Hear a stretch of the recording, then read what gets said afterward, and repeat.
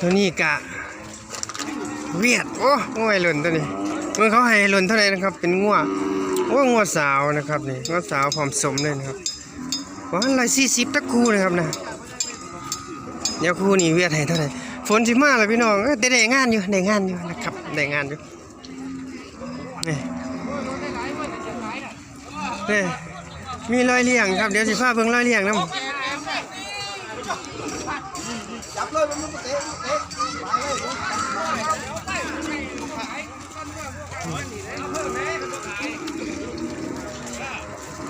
โอ้ฝนมาเลยพี่น้อง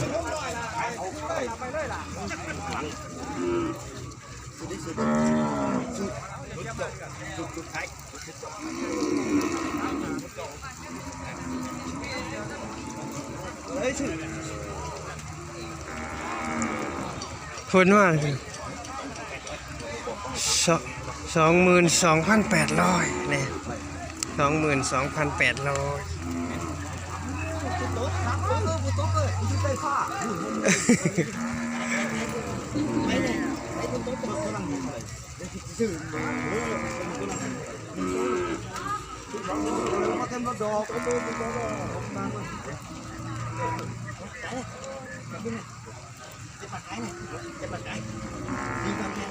อย่างนี้24,000นี่เฉพาะตัวนี้นะครับนี่ตัว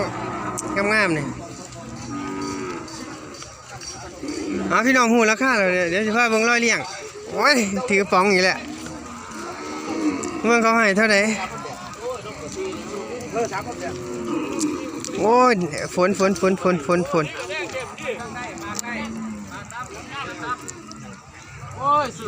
นี่รอยเลี้ยงมาจากอำเภอสำโรง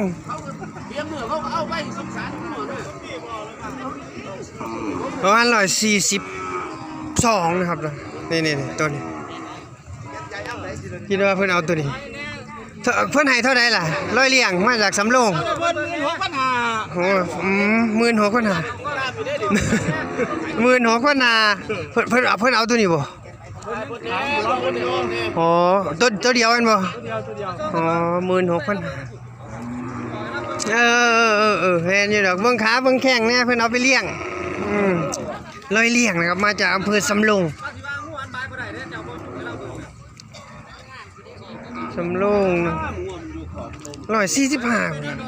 สีแดงใหม่16,500งามอยู่พอซื้ออยู่ม่วนพี่น้องเดี๋ยวตอนนั้นจบเท่าไหร่เดี๋ยวผมจะขึ้นไปตรงซื้อให้เด้ฝนลิ้นในผมถ่ายพี่น้องพอดีงานยังขาดอยู่ประมาณ10 นาทีพุ่นล่ะนี่ได้3ก็เลยประมาณ7 นาที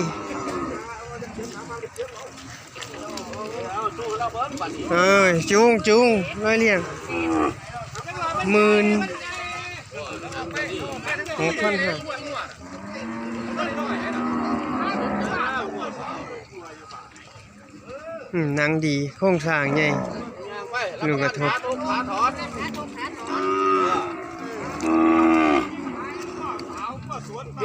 ขาหลังยางก็ท่านขาหนานี่แหละว่าไทยแล้วถูกอาทิตย์เลยพี่น้องเสียอย่างเดียวนี่เสียถือกระติกกระป๋องมาบ่ได้ถือได้กระป๋องเดี๋ยวจบไปไหนเดี๋ยวผมขึ้นไปตรงซื้อให้ครับร้อยเลี้ยงนะโอ้ให้15,000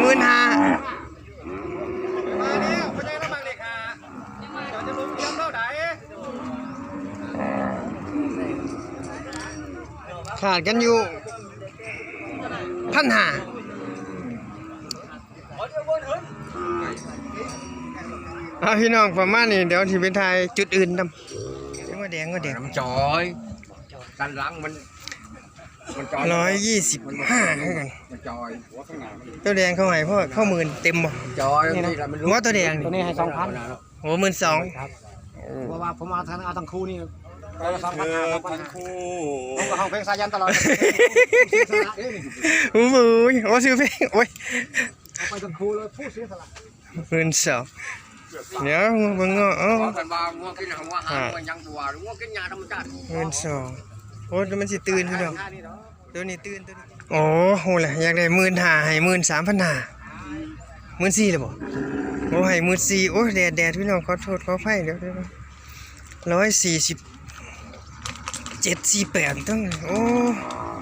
ให้14,000โอ้ถึงปากก็ดิห้องสร้างใหญ่เลยพี่น้องว่าลูกกระทบหัว14,000คือตัวใหญ่แท้14,000เวียดนามให้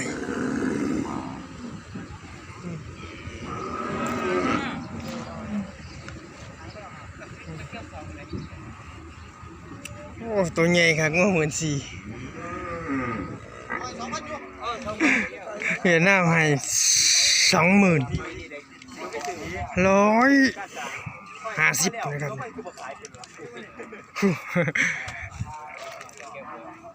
ให้20,000ยาวดีครับแล้วผมก็พยายามถ่ายพี่น้องเยอะที่สุดนะครับเดี๋ยวผมก็ได้ออกเมื่อนะเพราะว่าหมดเลย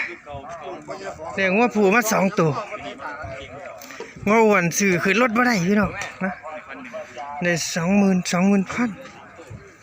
ยาวอยู่งัวแม่นยาว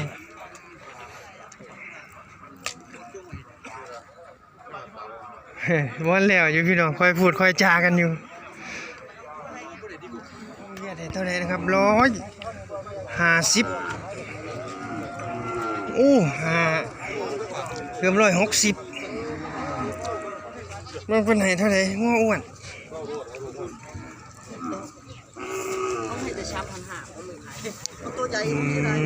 เจ้าของงัวว่าให้23,500นะครับมีคนให้แล้วจะคือไม่ต้องซื้อให้น้ำนะครับนะพอดีเพิ่นก็คุยรายละเอียดกันอยู่พอดีเพิ่งกลับมาจากเบิ่งงัวนะครับนะ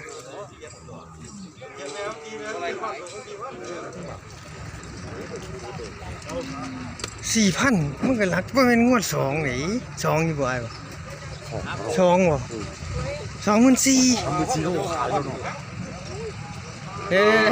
หลัก2บ่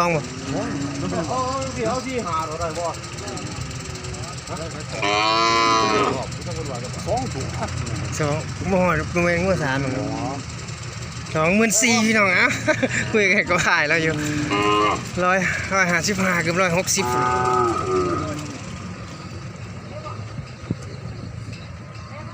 ผมก็ว่าอยู่ผมถ่าย30,000มัน2-3ตัวอาทิตย์เหมือนโอ้มันก็3ตัว24,500ละอาทิตย์ก่อนผมถ่ายไป24,000